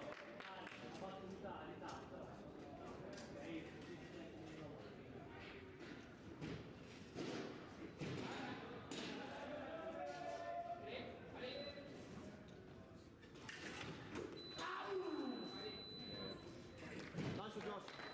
Come on, Ollie. Bravo Matte.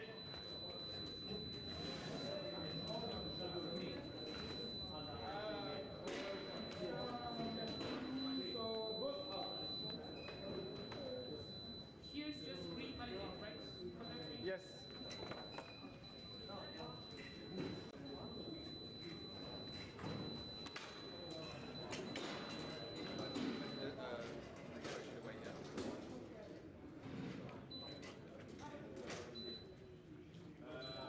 Didn't validate.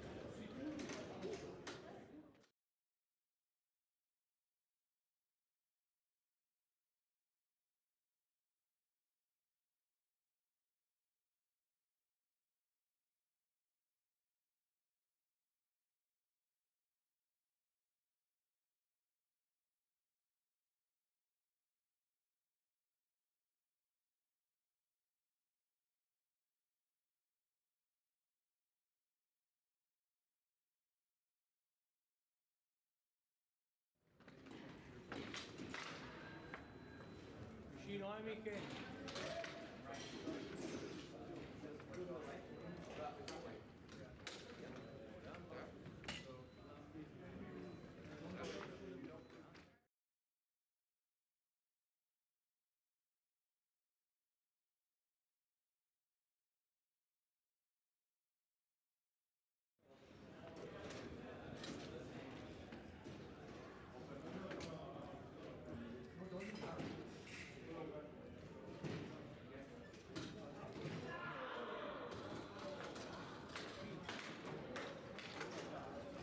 Gatto di me, tirare sempre molto, forza.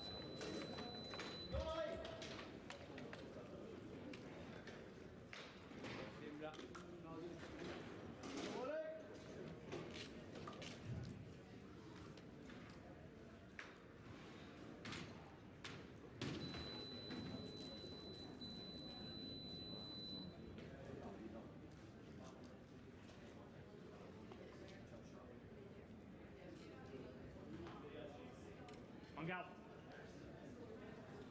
allez.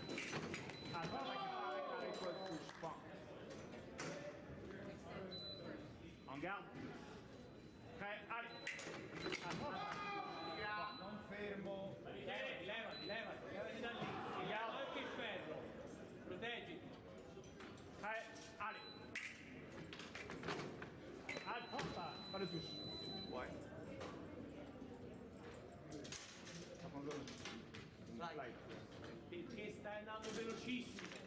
E quando lui è fermo, riparto piano, En garde. come ieri. Prêt, allez. Perché para con la mano, con il ferro si para. En garde. Prêt, allez.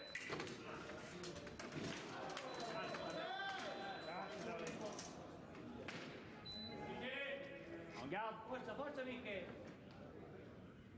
In the middle. En garde. Prêt, allez. Ah, l'attaque, non, l'attaque repart de droite. Touche, pas.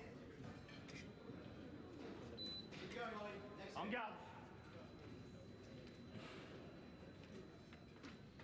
Prêt, allez. Ah, l'attaque, touche. Michele, gli stai portando il bersaglio, stai andando avanti a parare. È la mano che para avanti, Guarda. non il busto. En garde. Prêt, allez. Voilà. Questo, para con la misura e protegge il Andiamo. ferro. Prêt, allez.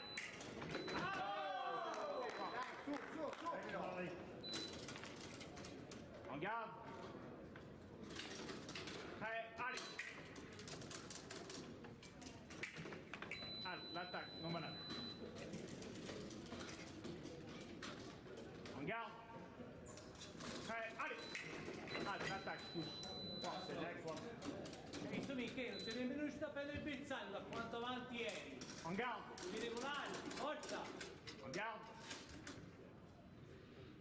Prêt, allez. Ci arrendiamo, eh? No, la ripresa è piano, la ripresa è En garde. piano.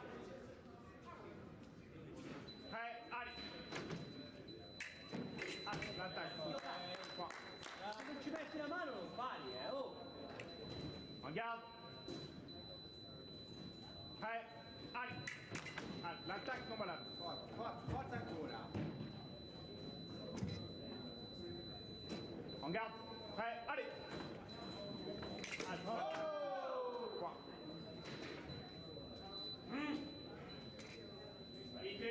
En garde. Prêt, allez. Ok, lo vedi che mosse stai facendo? Devi controllarti. Ok? Yeah.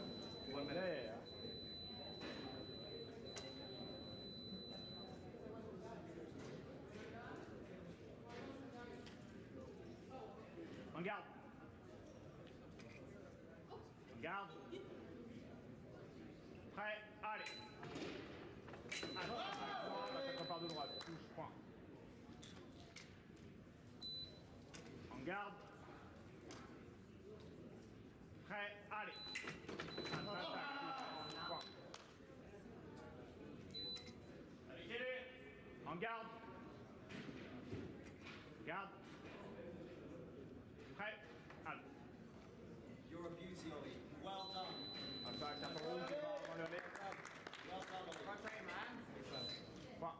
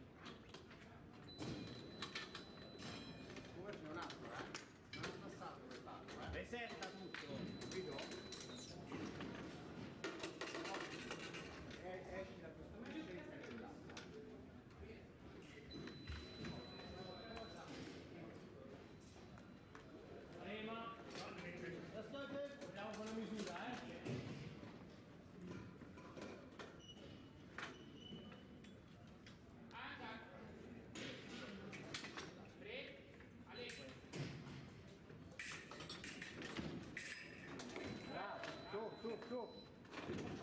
Con calma, tutto dietro e si riparte.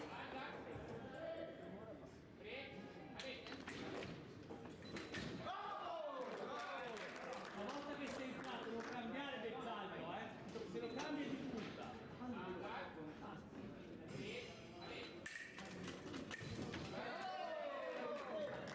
Forza, forza Ema, forza!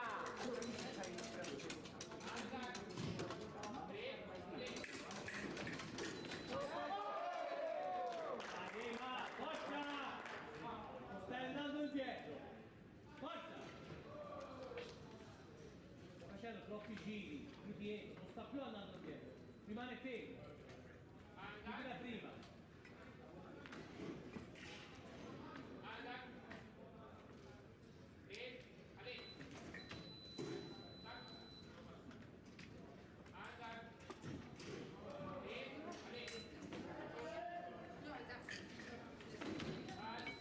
Dai, forza. Dai, Dale!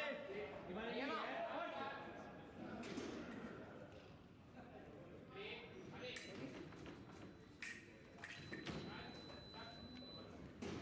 Pazienza.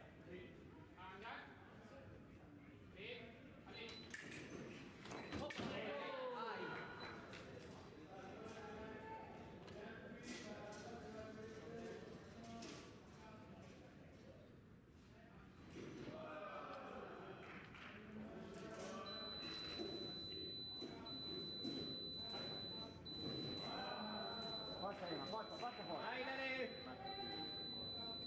Rimane corto, Bravo, dai ancora. Rimane lì, forza! Andiamo subito.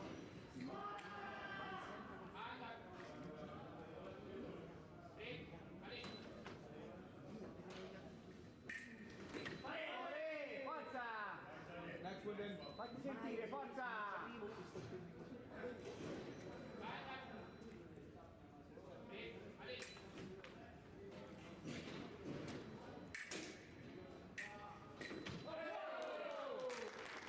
Forza! Forza, Dale! Ritmo!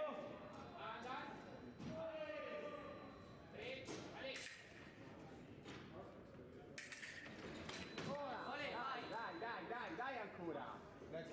Fatti sentire! Forza!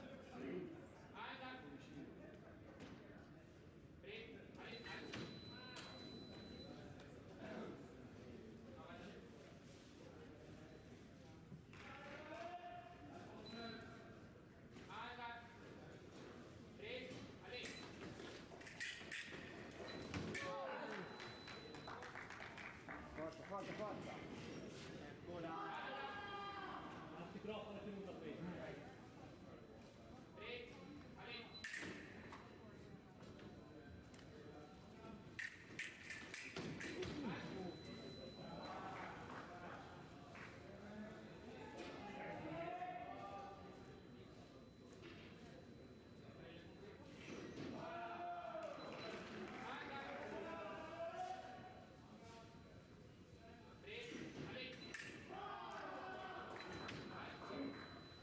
Forza Ema, dai!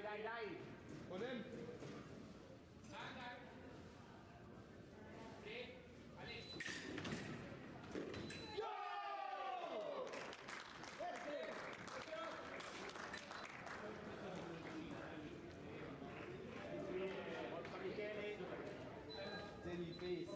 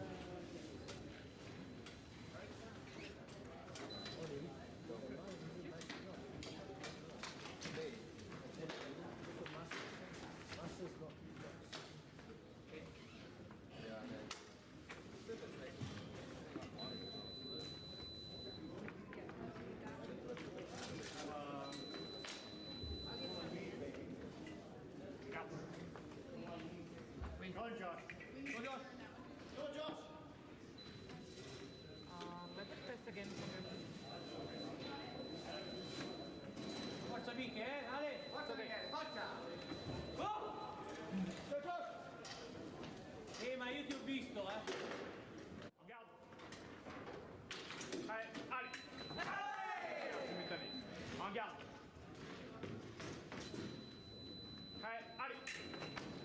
Alza l'attacco, non vale. Sei più forte, forza! Rimani con la mano avanti, per parare.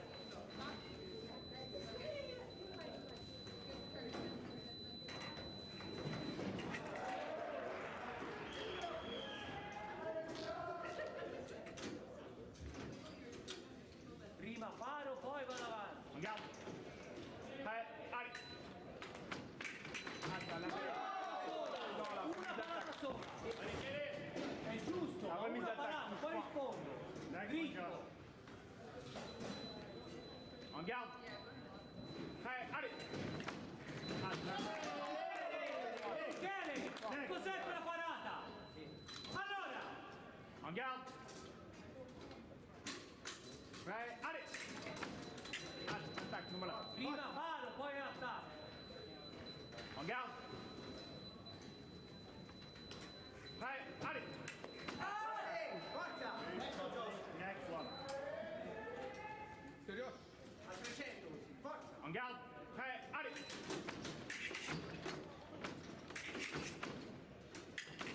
Alza la riposta, non va là. Stai rispondendo prima di parare e lui ti para infatti. En garde. Paro, poi rispondo. Prêt, allez, allez. Bonjour, je vais pas en aller.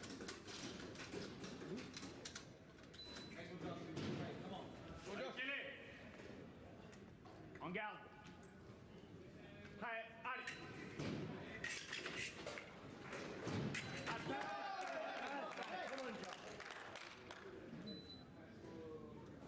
Va Michele.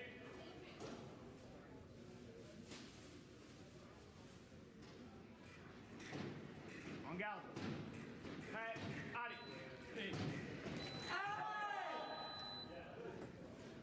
Vado lì, però. Non, non, non. Sì. Plasticité. Finché quando hai parato qua, fai subito la cavazzina, così puoi tirare anche sopra, non alla parte. L'attaque touche. Next one. En garde.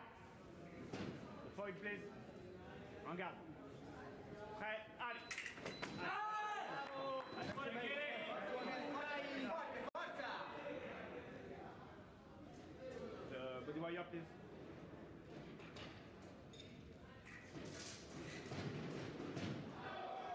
En garde.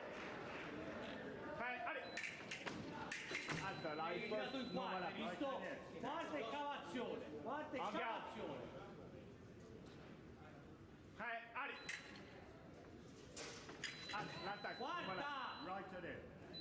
Quarta! Right side in. E non col busto avanti, col busto indietro. En garde. Prêt, allez. La remise d'attaque. Michele. Forza Michele, forza! En garde.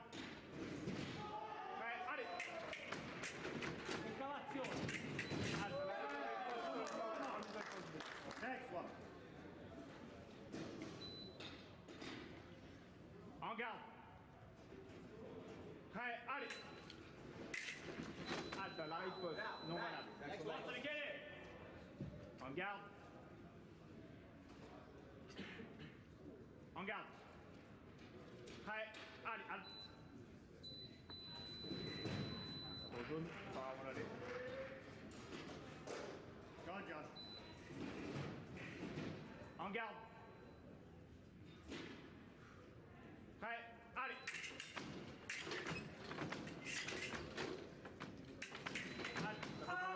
Non, voilà. Next one mate, next one.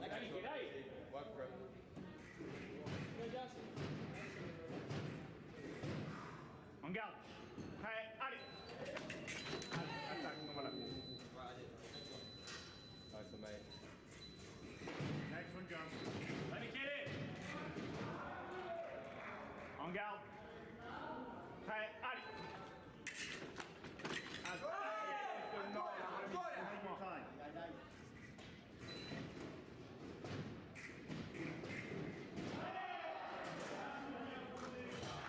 En garde. Prêt, allez.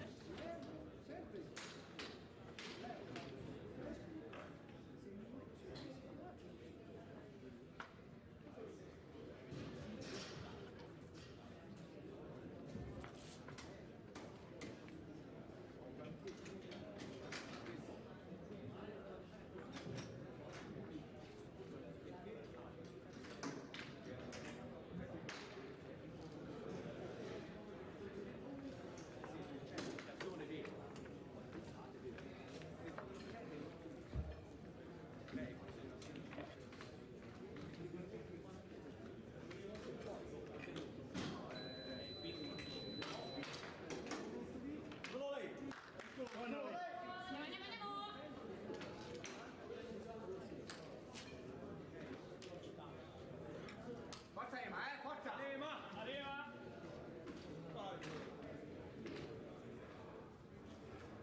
Andiamo! Vai, Ali! L'attacco, non va là. That's one ollie. Keep going. Andiamo! Vai, Ali!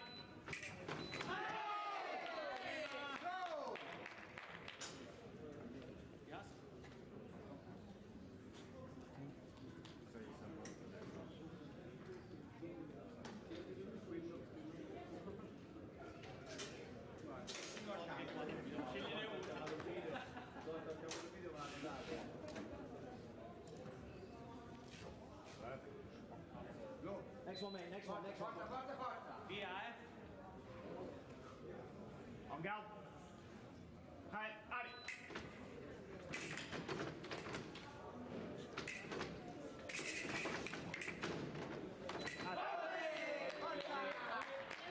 Fatti sentire, forza! Andiamo!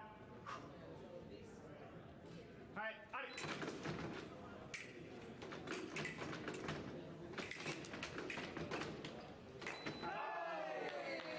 Keep going, Ollie. Heavy hit. Come on. Forza Ema! Bravo, bravo! Andiamo! Vai, Ali! Ali, l'attacco, non va là. Andiamo! Vai, Ali!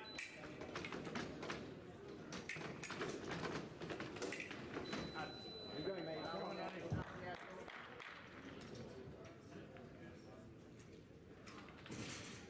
Andiamo! Vai, Ali!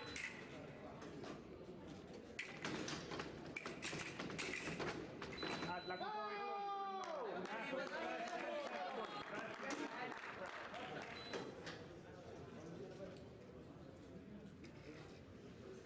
Andiamo! Vai, Ali! Ali! Bonjour, t'es pas allez. Come on, mate. Set yourself. Next one. En garde. Prêt. Halte. Ça va finir, carton jaune. Apparemment le lait. Ema! En garde. Prêt. Allez. Halte. L'attaque. Non valable. En garde. Prêt. Allez. La contre une fois. Good one. Good one. Keep moving, Ollie. Come on. Keep going. Keep going. Forza Ema, forza! Dai Ema! En garde. Prêt. Allez.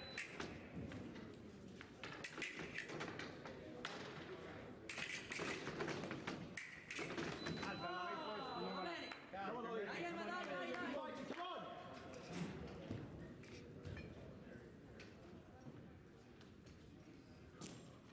En garde. Prêt. Allez. Dai, dai, dai! En garde. Prêt. Allez.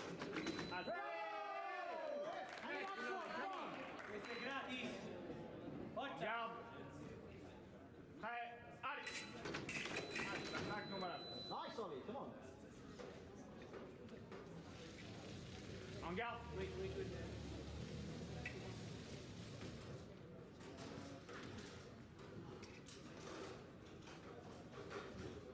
En garde. Prêt, allez.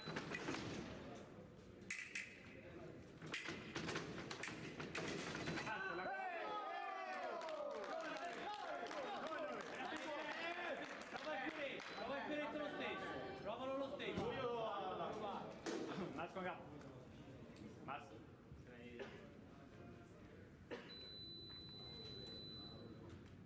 En garde. Prêt, allez. Halte, elle arrive pas.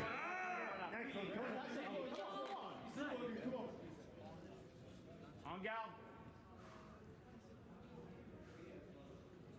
Prêt, allez. Halte, l'attaque. Non, voilà. Capo? Sì. Visto? Sembra.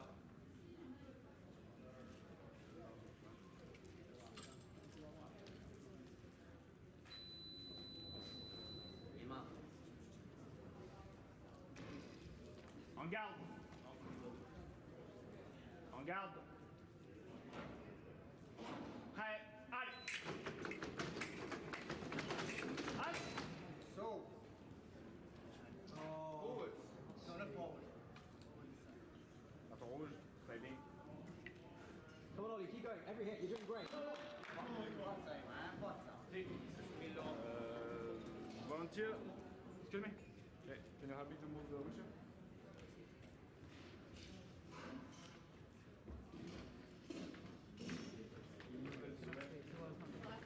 Yeah.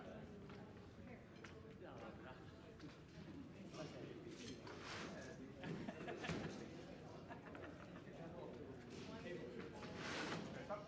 And to the left.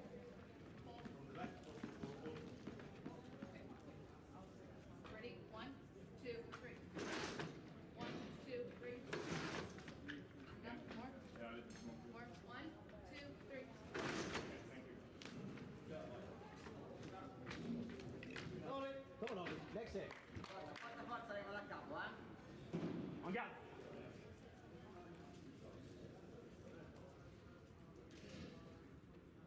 Prêt, allez. Halte, la contre-poste, voilà. En garde. Prêt, allez. Halte. So, come on. I'm going this way. Come on. Monsieur. Qua. Vai, un'altra così. En garde.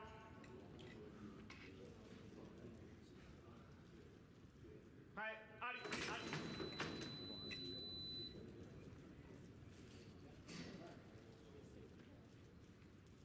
Carton rouge, c'est par où on allait. Set yourself on it. Next one. En garde.